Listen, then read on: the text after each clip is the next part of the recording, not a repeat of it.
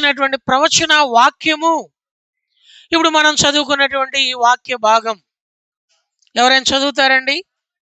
కాబట్టి ప్రభువు తానే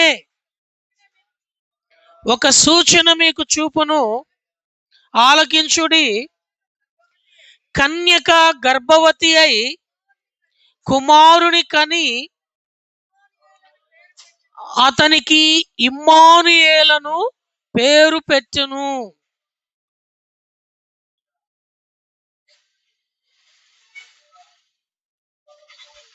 కన్యక గర్భవతి అయి కుమారుని కని. ఇది ప్రపంచవ్యాప్తంగా మానవుని యొక్క ఊహకు ఏమాత్రము కూడా అంగీకరించే విషయం కాదు. ఆశ్చర్యకరమైన విషయం. ఆశ్చర్యకరమైన విధానములో లోకరక్షకుడు ప్రభువైన యేసుక్రీస్తు వారు మన కొరకై దేవుని ద్వారా ఈ లోకానికి పంపబడినాడు. ఆ పంపబడినటువంటి యేసుక్రీస్తు వారికి ఇవ్వబడిన పేరు ఇక్కడ ఒకటి వ్రాయబడింది. అదేమిటయ్యా అంటే ఇమ్మానుయేలు. ఇమ్మానుయేలు అనగా అర్థము దేవుడు మనకు తోడై ఉండెను, ఉన్నాడు. లేక మరొక భావం ఏమిటంటే దేవుడు మీతో కూడా ఉండును. దేవుడు మనకు తోడై ఉన్నాడు, దేవుడు మీతో కూడా ఉండేవాడిగా ఉన్నాడు.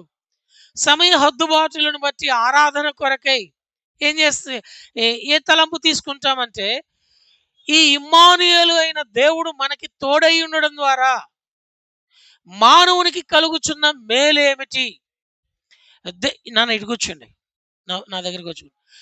దేవుడు మనకి తోడై ఉండడం ద్వారా, ఇమ్మానుయేలు దేవుడు మనతో కూడా ఉండడం ద్వారా మనకు కలిగిన లాభములు ఏమిటి? సమయ హద్దుబాటులను బట్టి 5 విషయాలు జ్ఞాపకం చేసుకుని క్లుప్తంగా ఆరాధనలో ప్రవేశిస్తాం. నెంబర్ 1, ఇర్మియా గ్రంథము 42వ అధ్యాయం. ఇర్మియా గ్రంథము 42వ అధ్యాయము 11వ వచనం. Book of Jeremiah chapter 42 verse 11. మీరు బబులోను రాజుకు భయపడుచున్నారే, అతనికి భయపడకుడి. అతని చేతిలో నుండి మిమ్మును తప్పించి నేను మీకు తోడై ఉన్నాను. అతనికి భయపడకుడి. అతనికి భయపడకుడి. ఇట్రా తీసి ఇటు ఎండ పడుతుంది.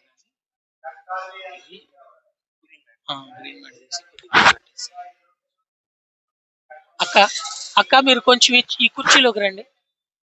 పక్క కుర్చీ మీరు కదా, వెనక కదా అక్క, ముందు వరుస. అమ్మ నువ్వు కూడా రా, అమ్మ కూర్చుంటారు అక్కడ.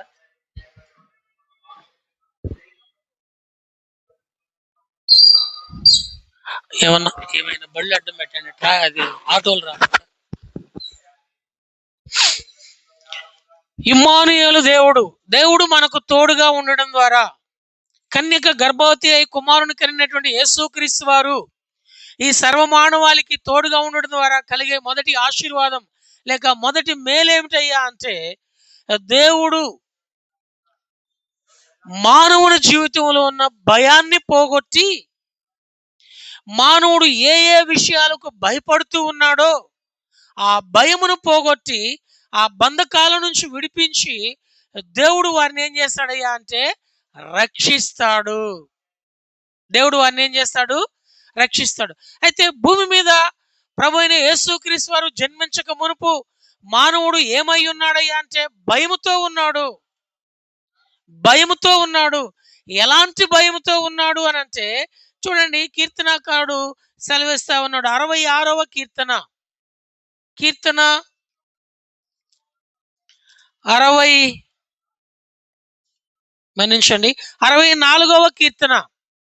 64వ కీర్తన మొదటి వచనం. దేవా ఉమ్. శత్రువు భయము నుండి బబులోను సామ్రాజ్యములో బందీగా ఉన్నటువంటి దేవుని ప్రజలైన వారికి ఏమై ఉన్నారయ్యా అంటే శత్రువులై ఉన్నారు. అట్టి శత్రువు యొక్క భయము నుండి మానవునికి కాపుదల, విడుదల, రక్షణ రావాలి అంటే లోక రక్షకుడు ఈ లోకంలో జన్మించాలా. ఈరోజు ప్రపంచం అంతా ఈ నెలంతా యేసుప్రభువు వారి యొక్క జన్మను గూర్చినటువంటి సూచనలు, నక్షత్రాలు కానివ్వండి, అంటే స్టార్స్ కానివ్వండి, లైటింగ్ కానివ్వండి, షాపింగ్ కానివ్వండి, బిజినెస్ కానివ్వండి, సూచనలన్నీ కనబడుతూ ఉంటాయి. ఈ సూచనలు బట్టి ఆహా క్రిస్మస్ పండగ అని అనుకుంటారు. అయితే పరిశుద్ధ గ్రంథమైన బైబిల్ సెలవిస్తుంది, ఈ క్రిస్మస్ ఎందుకయ్యా అంటే నీ హృదయములో ఉన్న భయమును తొలగించి నీవు బంధించబడినటువంటి బంధకాల నుంచి విడిపించి నిన్ను రక్షించడానికి ఇమ్మానుయేలు దేవుడుగా యేసుక్రీస్తు వారి ఈ లోకానికి వచ్చినాడు. దగ్గరగా దూరంగా లైవ్ ద్వారా ప్రస్తుతం భవిష్యత్తులో దేవుని వాక్యం వీక్షిస్తున్నటువంటి ప్రియమైన సోదరి సోదరుడా, ఈ 2025వ సంవత్సరంలో కూడా క్రిస్మస్ ను గూర్చినటువంటి శుభవర్తమానం నీకు అందించడానికి గల ఉద్దేశం ఏమిటంటే నీ జీవితంలో ఎలాంటి శత్రు భయం చేత బాధించబడుతూ ఉన్నా, ఇంకా చూడండి మానవుడు ఎలాంటి భయంతో ఉంటున్నాడయ్యా అంటే పరిశుద్ధ గ్రంథంలో మనం గమనించి చూస్తే 91వ కీర్తన 5-6 వచనాలు, కీర్తన 91 5-6 వచనాలు గమనిస్తే రాత్రి వేళ కలుగు భయము, ఆ ఆ చూసారండి, మానవుడు శత్రు భయము నుండి మాత్రమే కాదు రాత్రి వేళ కూడా భయానికి గురవుతూ ఉన్నాడు. ఇట్టి భయములో ఉన్నటువంటి మానవునికి ఆ భయము నుండి విడుదల కలుగజేసి వారిని రక్షించడానికి యేసుక్రీస్తు వారి లోకానికి వచ్చినాడు. ఓ ప్రియమైన సోదరి సోదరుడా, నీవు ఎలాంటి భయముతో ఉన్నా ఈ క్రిస్మస్ యేసుక్రీస్తు వారిని గనక నీ హృదయంలోనికి స్వీకరించడానికి ఇష్టపడితే, నీ ఇంటిలో నీ హృదయం అనే వంటిలో చేర్చుకోవడానికి ఇష్టపడితే నీకున్న భయములన్నీ తొలగించబడతాయి, నీకున్న బాధల నుండి విమోచించబడతావు. ఈ దేవుడు నిన్నేం చేస్తాడయ్యా అంటే రక్షిస్తాడు. దేని నుంచి రక్షిస్తాడు? చూడండి ఆ మాట పరిశుద్ధ గ్రంథంలో మనం గమనించినట్లయితే మత్తయి సువార్త 1వ అధ్యాయం 21వ వచనం, ఆమె యొక్క కుమారుని కనును ప్రజలను వారి పాపము నుండి ఆయన్నే రక్షించును గనక ఆయనకు యేసు అను. కనుక ఇమ్మానుయేలు దేవుడు నీకు తోడయ్యుండి నీ భయము నుండి విడిపించి, నీ బంధకాల నుంచి విడిపించి, మన జీవితంలో ఉన్నటువంటి పాపపు శిక్ష నుండి దేవుడు రక్షించేవాడిగా ఉంటున్నాడు. అందుకని ప్రవక్త అయినటువంటి యెషయా 750 సంవత్సరాల క్రితము ప్రవచనాత్మకంగా చెప్పినటువంటి మాట, కన్యక గర్భవతి అయి కుమారుని కనును, ఆయనకు ఇమ్మానుయేలును పేరు పెట్టబడును. ఇమ్మానుయేలు అనగా అర్థము దేవుడు మనకి తోడు. ఈ దేవుడు మనకి తోడు ఉండడం ద్వారా మొదటి మేలేమిటయ్యా అంటే నీకున్న భయము నుండి నిన్ను విడిపించి నా సర్వమానవుల యొక్క పాపము నుండి దేవుడు రక్షించేవాడిగా ఉంటున్నాడు. ఈ సత్యం ఎరిగినటువంటి దేవుని ప్రజలైన వారు నిజమైన క్రిస్మస్ ఆరాధన వారు చేసేవారిగా ఉంటూ ఉన్నారు. కాబట్టి మొదటి తలంపు మన భయము నుండి ఆయన మనల్ని విడిపించి మనల్ని రక్షించేవాడిగా ఉంటూ ఉన్నాడు. పిల్లలందరూ ముందుకు రండి, పెద్దవారికి పెద్ద కుర్చీలు వేయండి, కింద కూర్చోగలిగిన వారు కింద కూర్చోండి. కొద్దిగా ఈ 2 వారాలు అననుకూలంగా ఉంటుంది. కాస్త అక్క ఈ పెద్ద కుర్చీలో కూర్చో.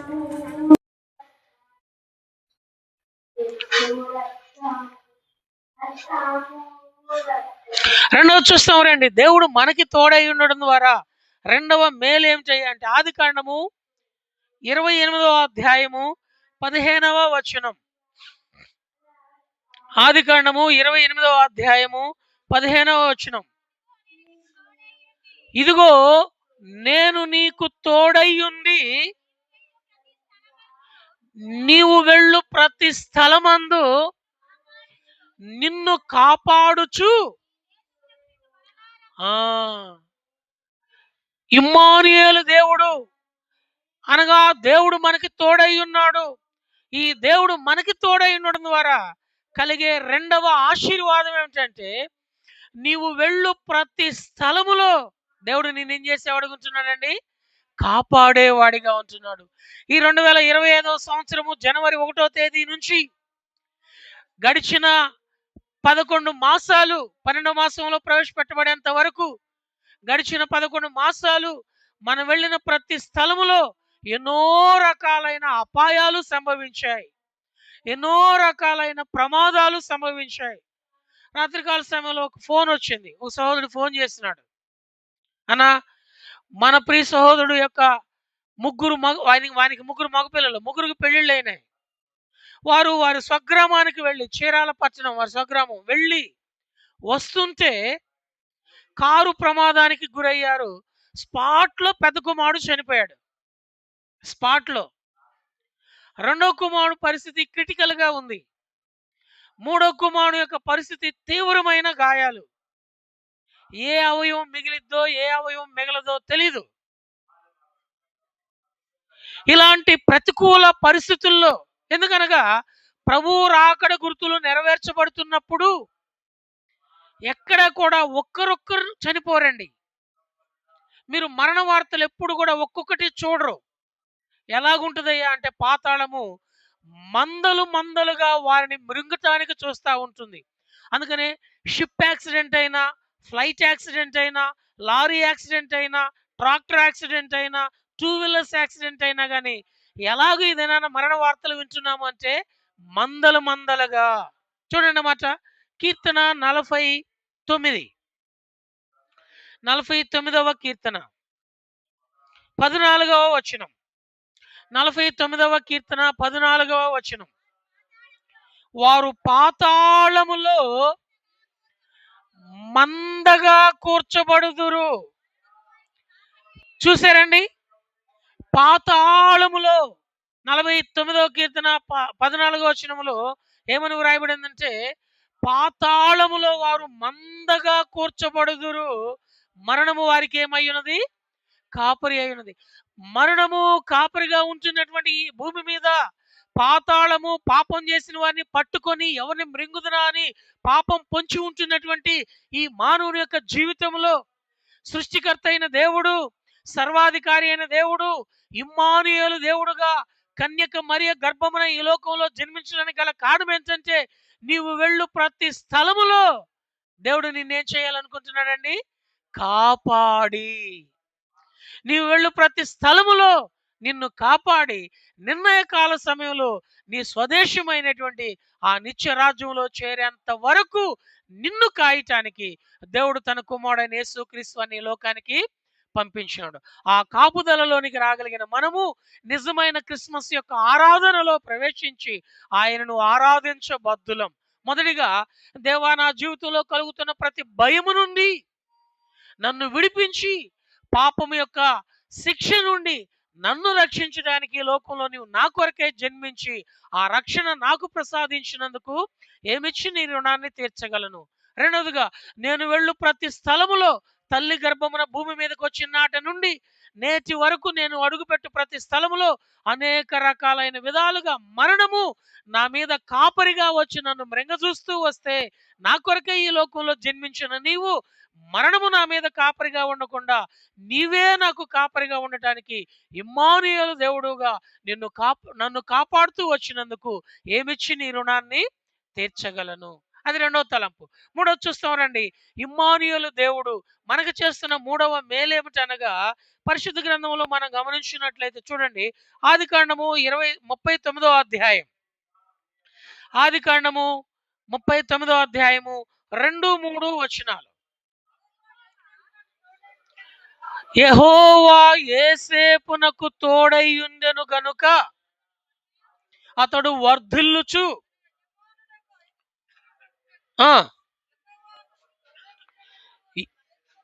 యెహోవా అతనికి తోడైయుండెననియు అతడు చేసినదంతయు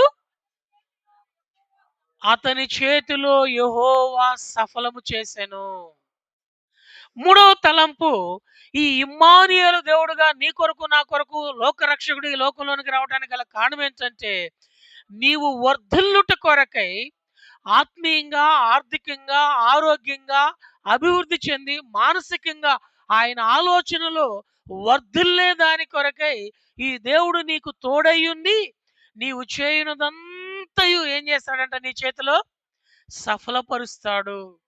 ఇది నన్ను భూమి మీద మానవునికి ఉన్నటువంటి బాధ ఏమిటంటే, 24/7 కష్టపడుతున్నాడు. 365 రోజులు శక్తి వంచన లేకుండా రెండు చేతులతో సంపాదిస్తున్నాడు. కానీ బాధ ఏమిటంటే ఏమవుతుందో అర్థం కావట్లా. అది ఇంటికి వంటికి సరిపోవట్లా. అప్పులు పాలవుతున్నాడు. నెమ్మది లేకుండా పోతున్నాడు. చివరికి ఆత్మహత్యకు పూనుకుంటా ఉన్నాడు. కారణం ఏంటంటే, దేవుని యొక్క ఉద్దేశం నీవు వర్ధిల్లాలి. ఆ వర్ధిల్లుట కొరకే నీకు దేవుడు అప్పగించిన పనిలో నీ పనంతా సఫలీకృతం చేయబడి నీ పనులన్నీ కూడా సఫలము కాగలిగినట్లు దేవుడు నీ కొరకు ఈ లోకంలో జన్మించినాడు. ఎవరైతే ఆయన యొక్క జన్మను వారి హృదయాంతరంగంలోనికి స్వీకరిస్తారో, ఆ క్రిస్మస్ యొక్క అనుభవంలోనికి వచ్చి వారు ఆరాధించే వారిగా ఉంటారు. వారికి కలిగే మూడవ మేలేమిటయ్యా అంటే, నీవు వర్ధిల్లునట్లు నీవు చేయనదంతయు ఏమవుతుందండి, నీ చేతిలో సఫలమవుతుంది. ఉదాహరణకి స్టూడెంట్స్ ఉన్నారనుకోండి, వాళ్ళు వర్ధిల్లటానికి వారి అకాడమిక్ స్టడీస్లో వారు రాసే ఎగ్జామ్స్లో వారే ఫస్ట్ వస్తూ ఉంటారు. మన పిల్లలు ఏ క్లాసులో ఉంటే ఆ క్లాసులో ఫస్ట్ రావడానికి కారణం ఏంటయ్యా అంటే, ఈ దేవుడు మనకు ఇమ్మానుయేలు దేవుడుగా వచ్చాడు. ఆ ఇమ్మానుయేలు దేవుని యొక్క సంతానముగా, ఆయన యొక్క పిల్లలముగా మనముంటున్నాము గనక మన పిల్లలు ఎక్కడుంటే అక్కడ దేవుని మహిమార్థమే చెప్పగలం. యేసుక్రీస్తు వారిని సొంత రక్షకుడుగా అంగీకరించిన నాటి నుండి నేటి వరకు మన పిల్లలు ఎక్కడుంటే అక్కడ దేవుడు వారిని ఏం చేస్తాడట, వర్ధిల్ల చేస్తూ నీ చేతి పనులన్నిటినీ సఫలం చేస్తున్నాడు. దగ్గరగా దూరంగా ఉన్న ఓ ప్రియమైన సోదరి సోదరుడా, ఒకవేళ ఇప్పటికీ ఈ సంవత్సరాంతపు దినాలలోనికి వచ్చినంత వరకు కూడా నీ జీవితంలో నీ చేతి పనులు సఫలం కాకుండా ఉంటే, కృంగిపోతా ఉంటే, వర్ధిల్లుట నీ పిల్లల జీవితంలో చూడలేకుండా ఉంటే, ఇదిగో నీవు వర్ధిల్లాలనే నీ కృంగుదల నుంచి నిన్ను లేవనెత్తి నీవు సఫలీకృతంగా ఉండటానికే యేసుక్రీస్తు వారు ఈ లోకంలో జన్మించినాడు. రహస్య రాకడ ఇప్పటికీ ఆలస్యం చేస్తూ నీ చేతి పనులన్నిటినీ సఫలం చేసి నీ పిల్లలు నీ కన్నుల ఎదుట వర్ధిల్లటానికే ఆయన లోకరక్షకుడిగా ఈ లోకంలో జన్మించినాడు. నువ్వు స్టార్ పెట్టినా పెట్టకపోయినా వచ్చిన నష్టమేం లేదు. ఆయన నీవు సొంత రక్షకునిగా కనుక అంగీకరించినట్లయితే నీవు వర్ధిల్లుతావు, నీ పిల్లలు వర్ధిల్లుతారు, నీ యొక్క సంతానము నీ కన్నుల ఎదుట వర్ధిల్లుతూ నీవు చేయనదంతయు కూడా సఫలమయ్యేటట్లు చేయగలుగుతాడు. అందుకని ఆయన ఎవరయ్యా అంటే ఇమ్మానుయేలు దేవుడు. 3 విషయాలు చూసాం. మొట్టమొదటిది, నీకున్న భయములన్నిటి నుంచి విడిపించి నిన్ను రక్షించడానికి ఆయన ఇమ్మానుయేలు దేవుడుగా ఉన్నాడు. రెండవది, నీవు వెళ్ళు ప్రతి స్థలములో ఆయన నిన్ను కాపాడుచు నిత్యత్వంలో ఆయనతో పాటు సదాకాలం ఉండేదాని కొరకు ఆయన ఇమ్మానుయేలు దేవుడుగా నీ పక్షంగా ఉండడానికి ఈ లోకానికి అరుదించినాడు. మూడవదిగా, ఆయన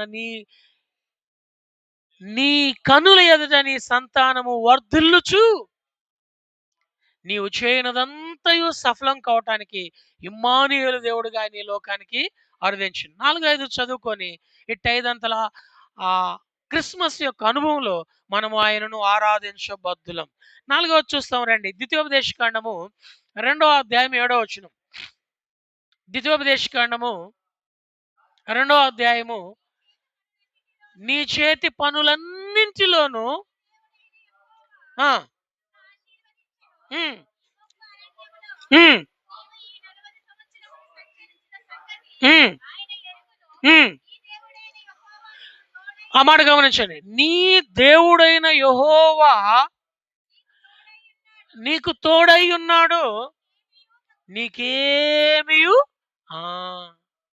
నీకేమియు తక్కువ కాదు. ఒకవేళ నీకున్నది కొంచెమే అయినా, నీకున్నది నీ ఊహలో బహు కొద్దిదే అయినా, ఇమ్మానుయేలు దేవుడు నీకు తోడై ఉన్న దేవుడు, నీతో కూడా ఉండే దేవుడు. ఆ ఇమ్మానుయేలు దేవుడు ద్వారా నీకు నాకు కలిగే ఆశీర్వాదం మేలేమిటయ్యా అంటే, నీకున్నది కొద్దిగైనా సరే నీ ఆత్మీయ జీవిత యాత్రలో నీకేమియు తక్కువ కాదు. ఉదాహరణ చూడండి, సారేపతి విధవరాలు గురించి మనకు బాగా పరిచయం. ఆమె దగ్గర ఏముందండి? పట్టెడు పిండి, బుడ్డిలో కొంచెము నూనె. ఈ ఇమ్మానుయేలు దేవుని యొక్క వాక్కు తన సేవకుని ద్వారా, ఏలియా ద్వారా ఆమె దగ్గరికి తీసుకొని పోయినప్పుడు ఆమె కరువు దినాలన్నింటిలో కూడా పిండి అయిపోలేదు, నూనె తగ్గిపోలేదు. ఓ ప్రియమైన సోదరి సోదరుడా, యోబు భక్తుడు అంటాడు కదా, మొదట నీ స్థితి కొద్దిగా ఉండినను తుదకు నీవు మహాభివృద్ధి పొందెదవు. కారణం ఏంటంటే ఈయన నీకు తోడై ఉన్న దేవుడు, నీతో కూడా ఉండే దేవుడు. ఈ దేవుడు నీతో కూడా ఉంటున్నాడు గనక, నీకు తోడై ఉంటున్నాడు గనక నీకేమియు తక్కువ కాదు. నీకేమియు తక్కువ కాదు. అది నాలుగోది. మన ఆత్మీయ జీవితంలో రక్షించబడిన దగ్గర నుంచి నేటి వరకు, అలాగూ తల్లి గర్భంలో పడిన దగ్గర నుంచి నేటి వరకు ఎన్నో సందర్భాలలో మనకున్నది కొంచెమే అని చింతిస్తూ ఉంటున్నప్పటికీ ఆ కొద్దిగిని దేవుడు ఏం చేస్తున్నాడయ్యా అంటే దీవిస్తున్నాడు, ఆశీర్వదిస్తున్నాడు. ఏమీ తక్కువ కాకుండా. దానికి రుజువుతో కూడిన సాక్ష్యం మేమే ఎన్నో సందర్భాలలో. అలాగే ఇక్కడ చేరి వచ్చిన సేవకుల్లో కానీ, విశ్వాసుల్లో కానీ, పరిశుద్ధుల్లో కానీ ఎన్నో పర్యాయాలు వారికి ఉన్నది కొంచెమైనా కానీ దేవుడు ఏం చేయలేదండి, తక్కువ చేయలేదు. కొంతమంది స్టూడెంట్స్ ఉంటారు, వారికి ఉన్న నాలెడ్జ్ కొంచెమే, జ్ఞానం కొద్దిగే, కానీ దేవుడు ఉన్నతమైన స్థానానికి తీసుకొని రాగలుగుతూ వచ్చినాడు. కారణం ఏంటయ్యా అంటే ఈయన నీ కొరకే ఈ లోకంలో జన్మించినాడు, నీకు తోడై ఉండడానికే ఈ లోకంలో జన్మించినాడు, నీతో కూడా ఉండటానికే ఆయన ఈ లోకంలో జన్మించినాడు. నీతో కూడా ఉండి నీకున్నది ఏదైతే ఉందో అదేది కూడా నీ జీవితంలో తక్కువ కాకుండా దానిని దీవించడానికి ఆయన ఈ లోకంలో జన్మించున్నాడు. నాలుగో తలంపు ఏమిటయ్యా అంటే, దేవా ఇమ్మానుయేలు దేవుడుగా నీవు నా కొరకు ఈ లోకంలో జన్మించి నా జీవితంలో కొద్దిగా ఉన్నప్పటికీ నాకేమీ తక్కువ కాకుండా ఇమ్మానుయేలు దేవుడుగా అనుదినము నా జీవితంలో రుజువుపరుస్తూ ఉన్నందుకు ఏమిచ్చి నీ రుణాన్ని తీర్చగలను. యథార్థ హృదయంతో నా ఈ కొద్ది స్తుతి ఆరాధన నీకే అర్పించి ఆరాధిస్తున్నానని ఆయనను ఆరాధించబద్దులం. ఆఖరిది ఐదో చూసుకొని, ఇట్టి ఐదంతల ఆత్మీయ అనుభవంతో క్రిస్మస్ ఆరాధనలో మనం కూడా పాల్పంపులు పొందుతాం. చూస్తాం రండి, 2వ రాజుల గ్రంథము 18వ అధ్యాయము 7వ వచనం. Book of 2 kings chapter 18 verse 7. 2వ రాజుల గ్రంథము 18వ అధ్యాయము 7వ వచనం.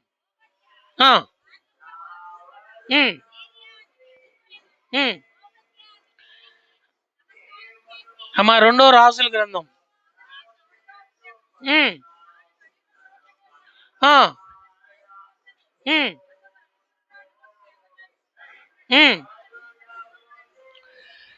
కావున యెహోవా అతనికి తోడుగా ఉండెను, తాను వెళ్ళిన చోట్లనెల్లా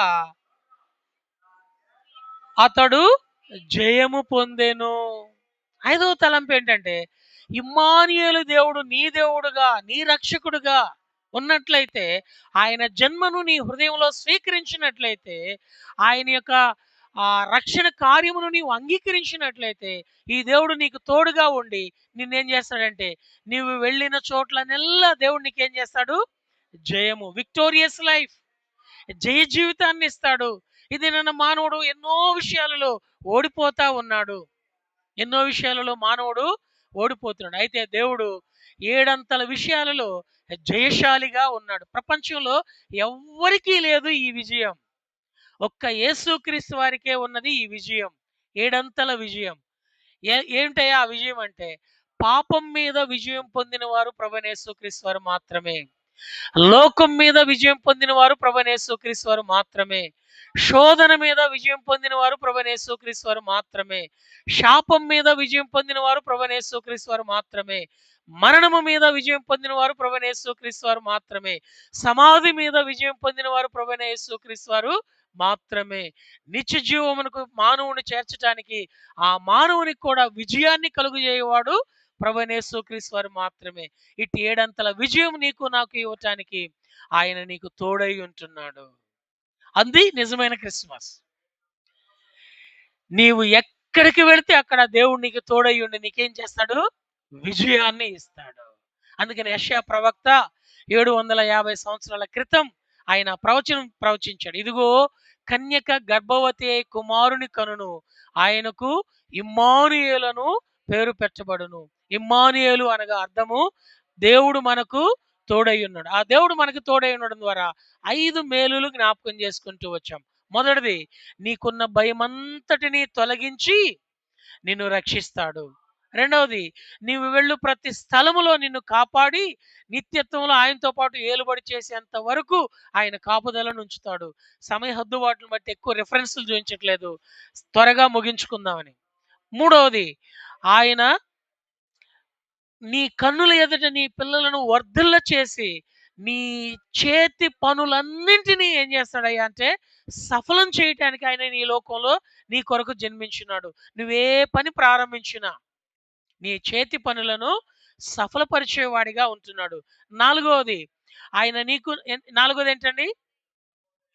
నీకేమీ తక్కువ కాకుండా, ఒకవేళ కొద్దిగే ఉందని చింతిస్తున్నావేమో, కొంచెం కొద్దిగా మందిరమే అని బాధపడుతున్నావేమో, భవిష్యత్తులో నీకేం తక్కువ కాదు. ఏ పరిచర్య నీ జీవితంలో లోపం లేకుండా దేవుడు సమృద్ధిగా నీ పక్షంగా, దైవజనుడు భక్సింగ్ గారికి వాక్యానుసారంగా ఆది అపోస్తుల యొక్క సంఘ సర్వసత్య స్థాపనలో ఏ పరిచర్య అయితే ఒక పరిశుద్ధిని కొరకు నియమించినాడో వాక్యాన్ని ఆధారం చేసుకుని, ఆ పరిచర్య అంతా బహుశా ప్రస్తుతం ఇప్పుడు కొద్దిగా తక్కువగా ఉండొచ్చేమో కానీ భవిష్యత్తు దినాల్లో నీ ఆత్మీయ జీవితానికి ఏమీ తక్కువ కాకుండా దేవుడు చేయగలుగుతాడు. నీ కుటుంబ జీవితంలో ఏమీ తక్కువ కాకుండా దేవుడు చేయగలుగుతాడు. అందుకని ఆయన ఈ లోకంలో జన్మించినాడు. ఆఖరిది, ఐదోది, నువ్వు వెళ్ళిన ప్రతి స్థలములో దేవుడు నీకు తోడై ఉండి నీకేం కలుగు చేస్తాడండి? విజయాన్ని కలుగు చేస్తాడు. ఊరు గాని ఊరు వెళ్ళినా, దేశం గాని దేశం వెళ్ళినా, ప్రాంతం గాని ప్రాంతం వెళ్ళినా, జనులు గాని జనుల మధ్యకు మనం వెళ్ళినా గాని ఈ దేవుడు నీకేమై ఉన్నాడు? తోడై ఉన్నాడు. అందుకని యేసేపుకు అలా తోడై ఉన్నాడు, ఉన్నతమైన సింహాసనం మీదకి వెళ్ళాడు. అలాగే దానియేలుకు దేవుడు తోడై ఉన్నాడు. 127 సంస్థానాలలో 3 ప్రధానమంత్రులు ఉంటే ఆ ముగ్గురులో కూడా ప్రముఖమైన ప్రధానమంత్రి ఎవరండి? దానియేలు.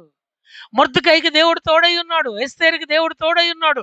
రూతుకు దేవుడు తోడై ఉన్నాడు. వారు ఆయనను ఆరాధించే జాబితాలోనికి వచ్చారు.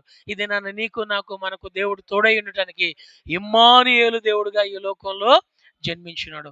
ఆయన జన్మ నీ హృదయంలో గనక నీవు తిరిగి జన్మించిన వానివైతే ఆ ఇమ్మానుయేలు దేవుని ద్వారా ఈ 5 అంతల ఆశీర్వాదం నీ జీవిత కాలంలో సదాకాలము దేవుడు అనుగ్రహిస్తాడు. ఇంకా ఎవరైనా భయంలో జీవిస్తూ ఉంటే, ఇంకా ఎవరైనా రక్షణలోనికి రాకుండా ఉంటే, ఇంకా ఎవరైనా మరణమే వారి మీద కాపరిగా పాతాళం యొక్క బంధకాలానికి వెళ్ళే వారిగా ఉంటే, ఇంకా ఎవరైనా వారు చేసేది సఫలం కాకుండా ఉంటే, ఇంకా ఎవరైనా కొదువ కొరత ఉన్నదని చింతిస్తూ ఉంటే, ఇంకా ఎవరైనా అపజయముతో ఉంటే, ఓ ప్రియమైన సోదరి సోదరుడా, ఈ 2025వ సంవత్సరంలో కూడా యేసుక్రీస్తు వారి యొక్క జన్మను గూర్చినటువంటి వార్త నీకు తెలియచేయడానికి గల ఉద్దేశం ఏమిటంటే, ఈ నీ స్థితిగతిని మార్చి నీ హృదయంలో ఆయన జన్మించి నిన్ను బట్టి నీ ఇంటి వారందరికీ నిజమైన క్రిస్మస్ ఆశీర్వాదాన్ని అనుగ్రహించడానికి దేవుడు ఈ లోకానికి కరుదించాడు. అట్టి అనుభవంలోనికి వచ్చిన దేవుని ప్రజలైన వారు ఆరాధిస్తుంటుండగా, ఆరాధించిన నీ హృదయం అనే వాకిటి దగ్గర కూడా నా కుమారుడా నీ హృదయము నాకిమ్మని ఆయన నిన్ను బ్రతిమలాడుతున్నాడు. పరిశుద్ధులు ఆరాధిస్తుండగా చిన్న ప్రార్థన, దేవా పాపినైనా నన్ను కరుణించు, నా కొరకై ఇమ్మానుయేలు దేవుడిగా ఈ లోకంలో జన్మించినావు, నేను నిన్ను అంగీకరిస్తున్నా, నాకున్న భయాన్ని పోగొట్టని నీవు అడిగినట్లయితే దేవుడు నీ భయము నుంచి విడిపించి నిన్నును రక్షించి విజయ భూమి మీదకి నిన్ను నీ ఇంటి వారందరిని దేవుడు తీసుకొని రాగలడు. అలాగూ ప్రభు అయిన దేవుని యొక్క జన్మను మనము అనుభవించిన వారమే ఇట్టి 5 అంతల అనుభవంతో ఆయన ఆరాధించ బద్ధులం. ఈ సమయంలో అందరం లేచి నిలబడి ఓ పాట పాడుకుంటాము. పాటలు పాడే బ్రదర్స్ రండి.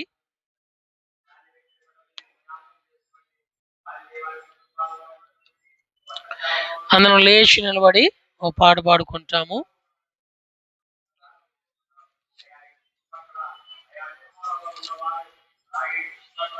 అన్నా రండి.